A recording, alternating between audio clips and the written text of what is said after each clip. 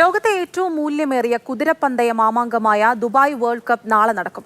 16 രാജ്യങ്ങളിൽ നിന്നായി 101 കുതിരകൾ മത്സരത്തിൽ പങ്കെടുക്കും. കനത്ത മഴയും ഇറാനിൽ നിന്നുള്ള ആക്രമണങ്ങളും പരിഗണിച്ച് വലിയ സുരക്ഷയാണ് ദുബായ് വേൾഡ് കപ്പിന് ഒരുക്കിയിരിക്കുന്നത്. ദുബായിലെ മെയ്ദാൻ റേസ് കോഴ്സിലാണ് 30ാമത് ദുബായ് വേൾഡ് കപ്പ് നടക്കുന്നത്. ലോകത്തിലെ ഏറ്റവും വേഗമേറിയ കുതിരകളും കുതിരയോട്ടക്കാരും മത്സരത്തിനെത്തും. ലോകത്ത് ഏറ്റവും അധികം സമ്മാനത്തുകയുള്ള മത്സരമാണ് ദുബായ് വേൾഡ് കപ്പ്. $12 ദശലക്ഷം അഥവാ 113,68 ലക്ഷം രൂപയാണ് പ്രധാന സമ്മാനം. വിവിധ വിഭാഗങ്ങളിലായി മറ്റ് മത്സരങ്ങളും സമ്മാനങ്ങളും വേറെയുമുണ്ട്.